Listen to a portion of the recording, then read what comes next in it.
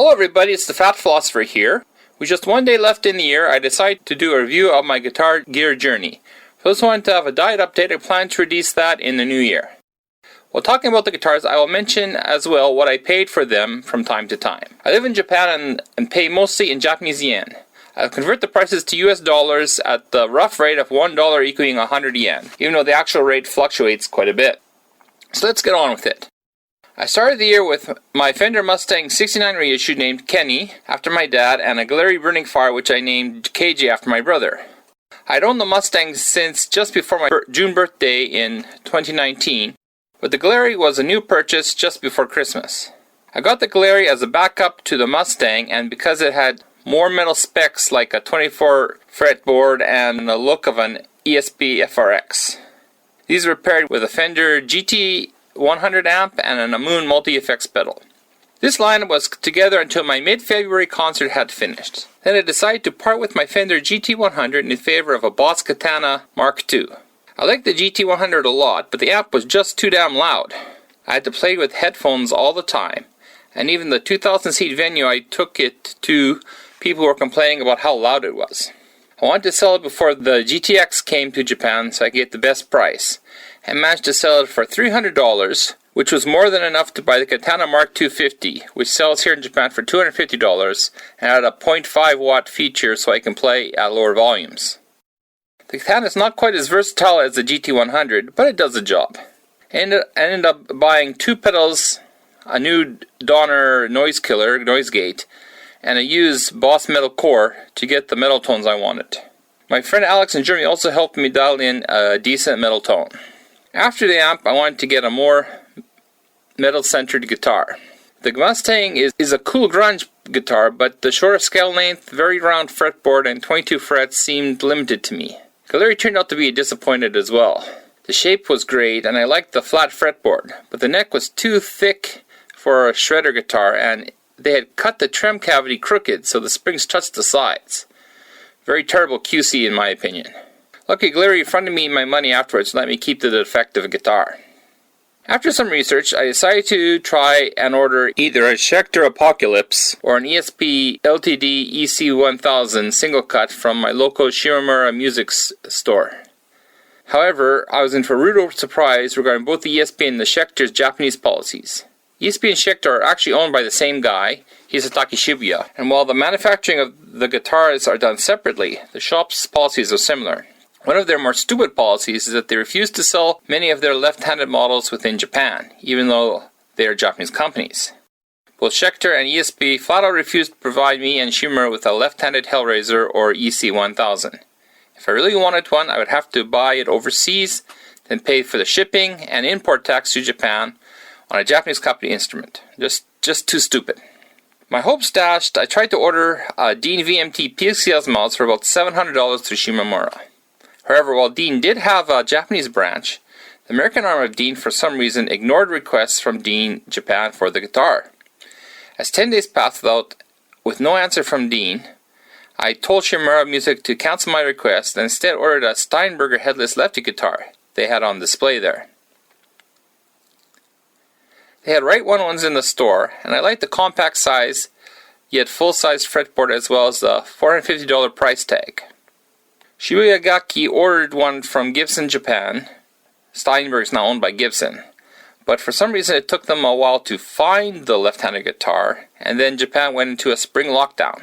In the end it took until the end of March when the guitar finally got into my hands. In the meantime, my deceased father's Fender Strat had finally sold after being on the market for a year. After sharing with my brother, I had about $800 in my pocket, so I decided to use it as a down payment to a custom-made guitar. I felt that was the best way to get a quality lefty I wanted. Rob Chapman released a video about the Sahana Wuchil, and I just fell in love with the guitar. I placed an order. However, due to the high demand and the virus, it seemed I wouldn't get it until the end of the year. Anyway, all good things come to those who wait. In the meantime, I found an Ibanez Geo in a pawn shop and bought it for my daughter's birthday. She seemed, however, to prefer her acoustics. Who knows, perhaps someday she will want to jam with her dad. During the lockdown, I started to look around Reverb and Yahoo auctions here in Japan to see if I could score some lockdown deals. At the time I found a Black Flame Maple DVMT selling for $1,200 plus $150 for shipping at an American lefty specialty store. I was still interested in Dave Mustang's signature even though Dean had not gotten back to me. So I sent them a lowball offer of $850 and was pleasantly surprised when they countered with $950, a $250 discount. Thinking I could not pass it by, I convinced my wife to let me get it, providing that I, 1, only play it if I lose weight, and 2, if I sell off my Fender. It's a little sad selling off my Mustang Kenny, but I knew it would probably get less and less playing time as my new guitars came in. It was purchased for a mere $280 and I sold it for $540, almost doubling my price. My wife was impressed enough with the profit that she gave me a $1,000 budget for me to buy and sell guitars as a hobby. So on May 4th I ordered the Mustang V, which ended up costing me $1,100. It arrived on May 22nd. I named it Hero after my wife, who let me have the guitar. It was a great playing guitar and I love it. Unfortunately, I'm limited to about an hour a week on it until I lose all the weight. In the meantime, I picked up a broken Ibanez acoustic for $50. I named it Janet and played it just long enough to realize that I don't like playing acoustics. They're just too bulky and the action's too high on them. I pawned it off a few months later for about $30. My headless Steinberger, named Julianne after my mother, ran into problems with the neck pickup shorting out and then not playing at all. Since it was under warranty, I brought it back to Shimamura Music for servicing and they sent it off to Gibson for repairs. Gibson then sent it back in worse condition than before, with the bridge pickup being unusable. I was a bit upset, so I returned the guitar and got my money back.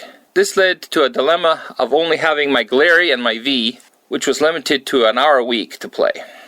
Luckily, in early August, I found a grassroots Black Beauty Les Paul at a local pawn shop. They wanted $220, but I got them to sell to me for $180. I named it Jake after my stepdad and played it quite regularly until I sold it in November for a $50 profit. The guitar didn't blow me away or anything, but it was fairly easy to play and kept me going until my Sahana came. My next guitar purchase was off of Reverb when I lowballed a guy for a Warlock style Hondo H787 Formula 1 on October 29th. I got it for $170, but it came with a lot of issues. I still have it, but seeing if I can sell it here in Japan for a profit. This is actually a fun guitar with a good neck and a fairly good pickups and pots. Might fix it up a bit more if I don't get an offer. Presently it's named Carrot KJ after its carrot color and my brother. To make room for the Hondo, I sold off my old KJ Glary for $80. Not bad considering I got all the money back on the flawed guitar from Glary. Of course I let the new owner know about all the problems. Besides these guitars, there were 3 near misses I might mention. First, a 7-string Schecter Hellraiser with a Roland GK pickup built in and scalloped fretboard appeared on Yahoo Options. Although a new guitar like that would cost about $1,300 US with about $400 more for upgrades on top of that. This guy put it on an auction starting at 1 yen. It was bid up to $520 with 2 minutes left in the auction when the jerk decided to cancel the auction on us because he wanted more money for it. To date, that guitar still hasn't sold. Bad karma for that guy, maybe. Next, the Jackson V came on the market on Reverb for $250 with only $50 shipping charge to Japan. I bought it, but then the seller reneged on the deal, seeing the actual shipping charge would be much more. I guess it was his first time on Reverb and didn't know what he was doing, so anyways I forgave him for it. He apologized, so what can you do? Then I bought on Reverb a Revelation Telecaster sold by a Canadian guitar shop. They were charging $100 shipping at first, but Reverb bumped the shipping up to $200. Still, the total price of $600 Canadian, which is a little under $500 American, still seemed like a good deal, so I proceeded with the purchase. For 4 days, the guitar didn't ship. Then at 3 a.m. Japan time, I got a call from the shop in Canada telling me they needed an extra $100 Canadian to ship it, but they're willing to just charge me an extra $50. I was kind of upset with this, and I told them to cancel the order, which they did. But Reverb, for some reason, ended up charging me a $15 handling fee. I don't know why that happens. It's not my fault that they can't judge their shipping prices. But it's not enough to get worked up over, though, and I'm letting it slide. In November, by surprise, I ended up buying another Steinberger headless I found selling used for just $250. It's my second Steinberger guitar of the year, the same color too. The price was right and I missed the convenience of a Steinberger, so I snapped it up and named it Jules II. These guitars are not really the best quality, but at least the pickups worked in this one. I like this guitar for its portability, that's it about, and I'll keep it until a better portable option comes along.